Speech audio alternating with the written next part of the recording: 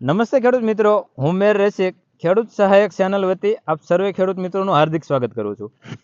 આજે શિયાળા પાકમાં શેણાનું વાવેતર આમ ગણીએ તો ખેડૂતોને ફાયદાકારક હોય છે, કેમ કે એમાં પાણ ઓછા જોઈએ છે અને ઓછા પાણમાં શેણા જોઈએ પાકી જતા હોય છે લગભગ આપણે ગુજરાતના બધા વિસ્તારમાં. તો શેણાની અંદર મોટા ભાગે જોઈએ ને તો રોગ ને જીવાત બંને આવે છે. તો અત્યારે જે આ સ્ટેજ છે એમાં શેણાના પાકમાં હજુ ઈયળનો તો કોઈ ઉપદ્રવ જોવા નથી મળતો, પણ અમુક છોડ હુકાણેલા છે. તો છોડ બે રીતે હુકાતા હોય છે. જો અહીંયા એક છે હુકાણેલો, આ જુઓ તો આ આવી રીતના જે છોડ હુકાણેલા હોય છે, આમાં અહીંયાથી થડ કપાઈ ગયેલું છે. તો આ મૂંડાના લીધેથી હુકાણો છે કે ફૂગના લીધેથી હુકાણો છે એ પહેલાં આપણે જોવું પડે છે. આમાં મૂંડાનો તો ઉપદ્રવ ખાસ છે નહીં, ફૂગના લીધેથી કદાચ હુકાણો હોય.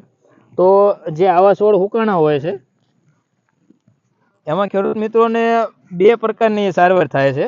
જો એક તો આ જમીનની અંદર આપણે મૂંડા હોય, જો આ છોડ હુકાણેલો છે તો આ જો આ મૂળિયું અહીંયાથી સુકાઈ ગયું છે અને સફેદ કલરનું જે દેખાય છે, આ ટૂંકમાં સફેદ ફૂગ આવી ગઈ હોય એવું છે એમ.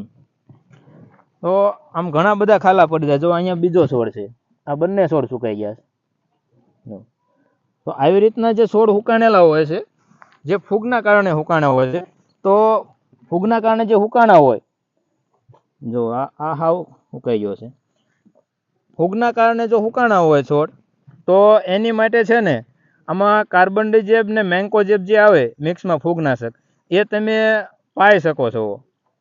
અથવા તો આપણે ડ્રિન્ચિંગ કરીએ કે ફુવારો ખોલી અને સાયે હાલીએ કે, કેમ કે આપણે બે પાણી પાયા પછી આપણે આંતરખેડને જે નીંદવાનો સમયગાળો હોય તો ત્યારે આપણે પાણી ન પાઈ શકીએ, તો એને ફુવારો ખોલી અને થડે આપણે આપી શકાય. અને નકર પાણમાં આપણે જે બાસલી આપણે પાવી એ રીતનું હતક પાઈ શકાય. પણ છોડ બે રીતે હુકાતા હોય છે. એક તો ફૂગના કારણે હુકાતા હોય છે અને બીજા જે આપણે મૂંડા હોય, મૂળખાઈ હોય એના લીધે હુકાતા હોય. તો જે મૂંડા અને મૂળખાઈ હોય, જો આપણી જમીનમાં ખાતર છાણિયું વધારે હોય કે ગમે એ આપણે કૂંસો વધારે પડ્યો હોય, હાંઠિયું આપણે કાપી નાખ્યું હોય, તો એમાં મૂંડાનો પ્રશ્ન હોય છે. તો એ મૂંડા માટે ક્લોરોપાયરીફોસ જે 20% આવે એ આપણે 1 લીટરે 1 એકર પાણીમાં જો પાઈએ તો એનું પણ સારું રિઝલ્ટ મળે છે. અને એમાં તે જો પાવાનો સમયગાળો ન હોય તો આપણે એમાં ફુવારો ખોલીને ડ્રિન્ચિંગ કરી શકાય. તો શેણાના પાકમાં આ બે રીતે છોડ હુકાતા હોય છે. પછી એમાં આપણે જો જીવાત જોઈએ તો જીવાતની અંદર મોટા ભાગે શેણામાં તો ઈયળ જ આવતી હોય છે. બાકી તો જે મોલોમસી આવે એ અમુક વિસ્તાર પ્રમાણે આવે. તો ઈયળ માટે આપણે જે હોય એમાં મેક્ટિક બેન્ઝોઇન આવે 1.9%, અથવા તો ઘણી બધી ઈયળની દવા આવતી હોય છે. પણ આ જે કેમિકલ આવે છે ને એનું રિઝલ્ટ સારું મળે. તો પ્રતિ પંપે 20 ml નાખી અને સ્પ્રે કરવાથી જે શેણાની ઈયળ છે એમાં સારું એવું રિઝલ્ટ મળે છે. પછી એક શેણામાં લાલ થઈ જવાની સમસ્યા રહે, છોડ એ જે લાલ થઈ જતો હોય એમાં આપણે જે પોષક તત્વો હોય એની ખામી હોય, તો એમાં આપણે ઝીંક નાખી શકાય, બોરોન નાખી શકાય. ઝીંક રહ્યું એ 1 વીઘે એવરેજ 5 કિલોની આજુબાજુ નાખી શકાતું હોય છે. અને બોરોનનું વિસ્તાર પ્રમાણે અમુક માપ હોય, કેમ કે જમીન અમુકની વધારે સારી હોય, અમુકની કાંકરિયાટ હોય, તો એ પ્રમાણે નાખી શકાય. તો એના લીધેથી જે લાલ છોડની સમસ્યા હોય એ દૂર થઈ જાય છે અને શેણાના ઉત્પાદનમાં સારું એવું રિઝલ્ટ મળે છે.